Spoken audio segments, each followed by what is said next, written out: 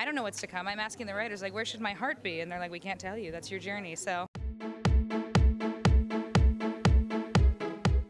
Does this character challenge you in ways that other characters haven't? I've honestly had to show more range with this character than I think any of my other characters. She's all over the place. I thought I wouldn't have an episode where she breaks down or cries until maybe season 2. It happened in episode 2. So she's a very emotional person.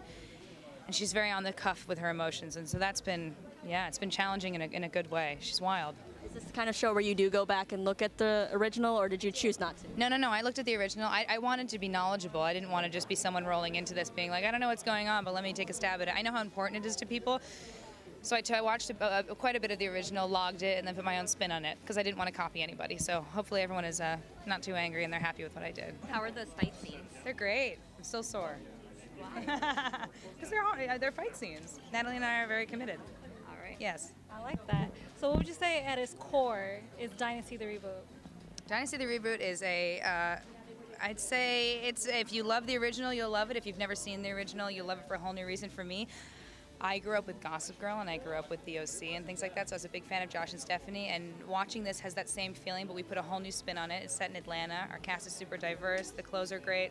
The drama is there. I don't know. Tune in. I don't know if that answered your question, but I'm very excited about it. Do you like the driver more or Jeff Colby? I can't answer that because it's really getting so complicated. We're shooting episode 7 now, and I've just had such intense scenes with both of them that even I'm torn.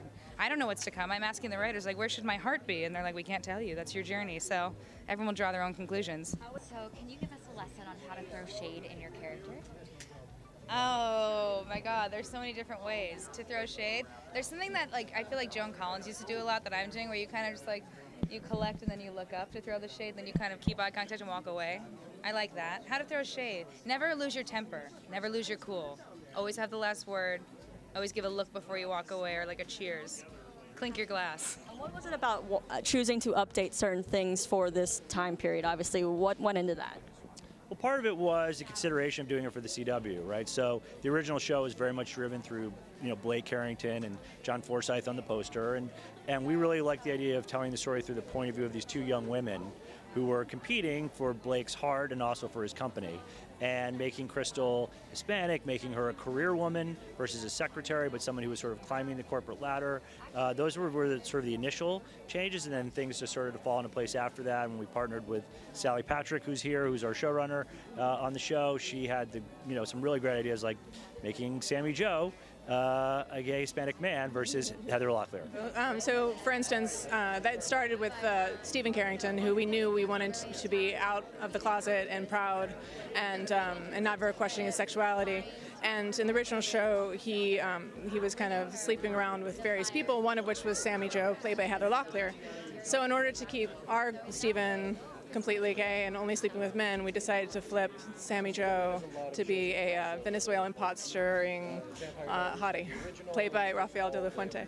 Will there be Easter eggs or any callbacks to the original for fans that love the original? Yeah, there's definitely moments, even in the pilot. I think people have seen it in the teaser of Fallon chomping off the top of the wedding topper, eating the heads off of the bride and groom. Every episode is titled. Every episode is titled after a quote from the original show.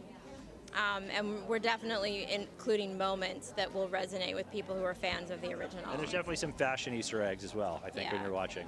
Any of the actors might pop up in the background? We're definitely trying to figure out other ways that we can continue to honor the original show. We're excited that Esther Shapiro is here tonight as well. I know some reboots will take storylines from the original and kind of weave it into now. Are we going to see any of that? Absolutely, but there will be never a time that you could Google a certain outcome of a storyline. We're very aware that people, Dynasty is a beloved property, so we have to outwit our super OG fans. Will there be like Easter eggs for fans of the original? Yes, absolutely, yes. And we even added an extra Easter egg to the pilot about Alexis, so keep your eyes peeled. Fans from the original will recall that Alexis showed up in the very last episode, the last shot of the last episode of the first season. They may not have to wait so long. She thought she was getting a promotion, not a stepmother. You're not going to scare this one off, Fallon. Your father offered me the COO position.